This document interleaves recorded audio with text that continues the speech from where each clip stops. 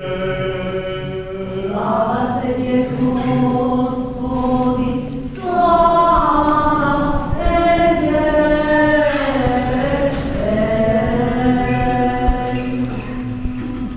Безбројни се даровите на Духот Свети, возлюбени во Господа, браќа и сестри. И секој од нас е единствена личност за Господа и даруван со дарови, со способности, со таланти, значи, за да послужи и на себе си за спасение свое, но да послужи и за спасение на другите околу него, во зависност од тоа на каква положба и позиција ќе се најде во заедницата во која што ќе живее. Разликата зошто кај многумина тие дарови ги гледаме, а кај многумина не ги гледаме, е во тоа колку луѓето со собствената слободна волја ќе се согласат со Божјата волја тие дарови да ги развијат и да ги разделат како што Господ ги дели на луѓето, да ги разделат и тие на околината во која што живеат. Оние кои што се потрудиле, ги приметуваме во заедницата и гледаме дека и тие лично напредува, но и напредува и заедницата околу нив. Ако се жртвуваат за заедницата, ако имаат чувство дека не се само тие важни на светот, дека важно е сите ние да се спасиме. Тоа не го зборам само за во црквата, тоа воопшто во светот треба да е така, па и во државното уредување, за да се постигне успех и на национално ниво, и на верско ниво. Денешните светители кои ги славиме, светите Кирил и Методи, евидентно е дека ги искористиле талантите кои им биле дадени од Бога и ги преумножиле и ги раздале на околу нив. Првите на кои што им ги раздале талантите, односно даровите, односно плодовите од тие таланти и способности биле нивните ученици кои го продолжиле нивното дело. И во храмот во кој што служиме е посветен на еден од нивните најприсни, најблиски и најплодотворни ученици, светиот Наум. А веднаш до нас е големиот храм, како што и доликува на големината на овие светители, храмот на светите браќа Кирил и Методи. Меѓутоа, нивните дарови, односно плодовите од нивните дарови и од нивните таланти, не ги вкусиле само учениците во тоа време и оние кои се просветлиле во времето во кое што живее. Тие плодови ги чувствуваме до ден денес. И ќе ги чувствуваме се додека трае веков и светот. Затоа што тие секако најпрво со Божја помош и со молитва го почнале делото кое го направиле. И направиле еден добар темел, на кој што до ден денеска ние се развиваме. Јазикот кој го зборуваме сега, не само азбуката, познато ни е на сите дека светите Кирил и Методи, особено свети Кирил, како образован човек, философ, што се стекнал со големите знаења во тоа време, ја напишал глаголицата и напишал азбука на која што словените ќе можеле да писмено да комуницираат. И ја комуницирале усмено, но и писмено направил светиот Кирил да може да кореспондираат помеѓу себе. Меѓутоа, зошто велам заслужни се и за нашиот јазик? Неодамна на едно предавање се подсетивме во врска со светите Кирил и Методи предавањето беше, се подсетивме дека тие извршиле влијание не само на азбуката, туку и на јазикот. Зошто и како извршиле влијание на јазикот? Затоа што непросветленоста на словенските народи во времето во кое што живееле светите Кирил и Методи довело до тоа да за многу нешта немаат термини словените. Словените, инаку како и сите претходни народи кои не го запознале Христа, живееле во многобожечка религија, односно верувале во многу богови. И таа терминологија до некаде можело да се преслика во христијанството, но за многу изрази и термини од христијанството, нивната вера до тогашна немала соодветни термини.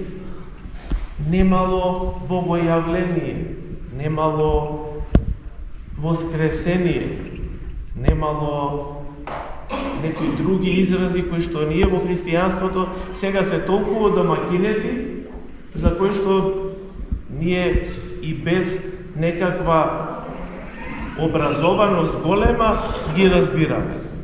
Меѓутоа во тоа време не било така. Во тоа време ги знаеле изразите само што ним им користеле.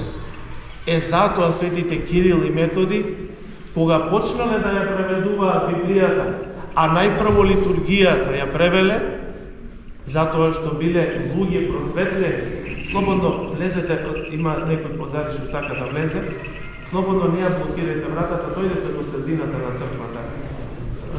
Нека влегуваат луѓето слободно. Не може и да биде повреден некој ако се отвори вратата слободно, до средината на црквата влезе. Толкава е црквата, малечка, имаме поголема црква која ќе ја направи. Значи, влијанието што светите браќа го извршиле врз јазикот до ден денеска ние го имаме и го развиваме и понатаму јазикот. Тоа бил црковнословенскиот јазик на кој што најпрво светите браќа ги превеле литургијата и Светото писмо, а потоа и богослужбените книги кои што до тогаш постоеле. Кога се зафатиле со превод на литургијата, сватиле дека многу изрази кои што требало да се преведат од грчки највеќе, не можеле да најдат соодветен термин во словенскиот јазик. Па затоа направиле толку многу кованици кои што до ден денес ги употребуваме во црковнословенскиот јазик, меѓутоа се обидуваме и да ги помакедончиме тие изрази, за да бидат многу поблиску до македонскиот јазик. Како, например, зборот се во човечи.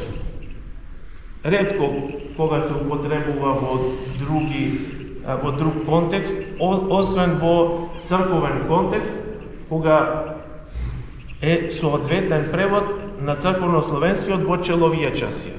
А пак тој е многу соодветен превод на грчкото антропизесе. Гледате само еден збор. Додека ако ние во јазиците, во другите словенски јазици, ако сакаме да ги преведеме тие зборови за да бидат појасни, тогаш ќе треба описно да го преведеме со неколку зборови, да го опишеме тој израз. Меѓутоа, светите браќа нашле изрази кои се многу блиску до оригиналот, а кои се словенски изрази и кои што ќе бидат блиски на словенските народи, кои ќе ги разбираат. Секако и тие изрази не можеле да ги разберат словените од почетокот. Но светите браќа направиле еден темел, добар темел, базиран на црквата, на она што е вечно. Затоа и нивниот спомен е вечен.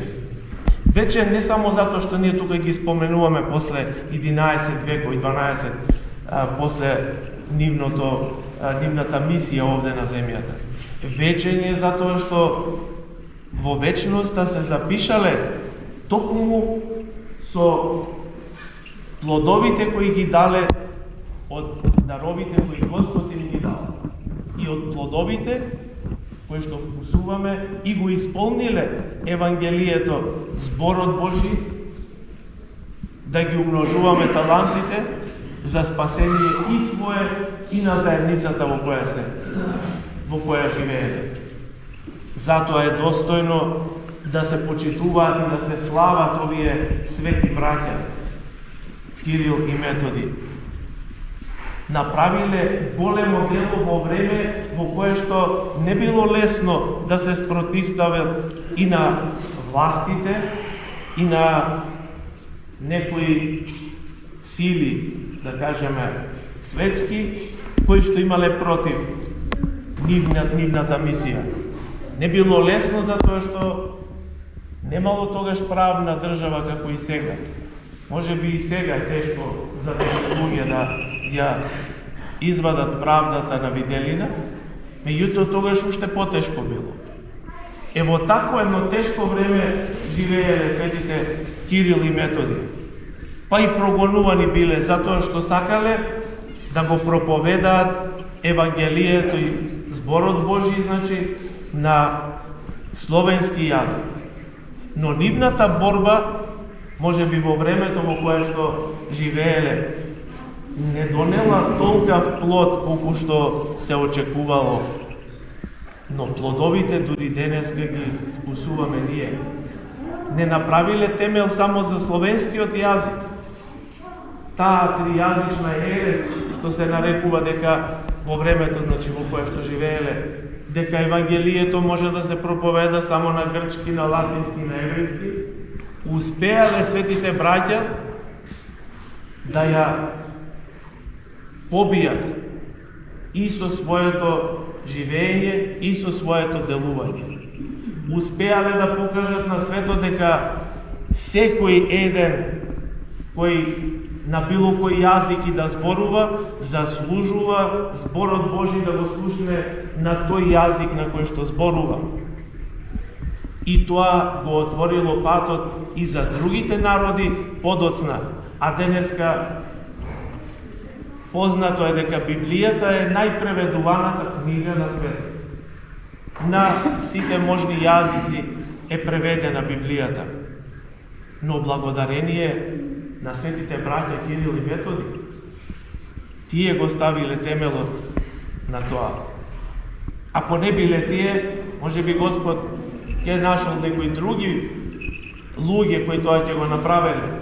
Меѓутоа може немало да бидат од словенскиот род, но наша чест е што ги имаме овие свети браќа во нашиот род, во словенскиот род, кои што се погрижиле прво за нас, како за народ Божи, а потоа и за целиот свет, да може да го слушне Евангелието на својот собствен јазик. Тоа е голема чест и не треба да ја забораваме, а ние овде во Делчево имаме уште поголема чест, имаме изградено и храм, и тој храм треба да се доуреди. Тргнавме да го доуредуваме и како што доликува, ќе го уредуваме можеби долго време со оглед на тоа колкав е храмот и колку потреба има за доуредување, меѓутоа почита кон светите браќа која започнала овде во овој град, во Делчево, треба да се негува и треба да продолжи. Лидијата која ја организираме секоја година треба да се зголемува, да биде што побројна, да доаѓате и да изразувате почит кон светите браќа за тоа што ни го оставиле како наследство, а многу ни оставиле. Затоа, возлюбени во Господа, браќа и сестри, нивното дело да го почитуваме и да го следиме и да го продолжуваме и да го негуваме и јазикот и азбуката наша, каде што имаме можност, но и таму каде што немаме да ја бараме можноста, како светите браќа што се вложувале, да се вложуваме и ние нашата азбука, која е создадена од свети луѓе, да ја негуваме и да ја пишуваме. Дали било на телефон или на интернет, или било во каква комуникација, да ја негуваме нашата азбука, кирилицата. Не ги подценуваме со тоа другите азбуки во светот. И можеме да се потрудиме да ги научиме и другите. Но нашата азбука е кирилицата, која е создадена од свети луѓе, но како што реков на почетокот, не само азбуката, туку и влијание врз јазикот извршиле. Просветителско влијание. Што значи просветителско? Не просветлиле со свети теми, со свети термини, кои ги превеле, кои ни станале блиски во денешно време, дури не внимаваме како тие термини дошле во нашиот јазик, да ги употребуваме тие свети термини од црквата, но сепак ги употребуваме со таква леснотија, со која не биле запознати првите словени што го примиле христијанството. Но ние ја имаме таа чест, да ги употребуваме благодарение на светите браќи и на нивните свети ученици, но и понатаму е должност наша да го усовршуваме јазикот и се повеќе да се враќаме на корените на црковно-словенскиот јазик, од кого што треба да извлекуваме термини и да ги употребуваме и да ги помакедончуваме, осовременуваме, за да ни бидат појасни на сите нас. Благодатта на Господа наш Исуса Христа, помолиците на светите браќа, нека не крепи во животот, драги браќа и сестри, нека силата Божја не подкрепува да ги умножуваме даровите кои Светиот Дух ни ги дал и да бидеме достојни наследници на светите браќа Кирил и Методи за наше лично спасение, но и за спасение на нашите блиски и на сите по нашата заедница.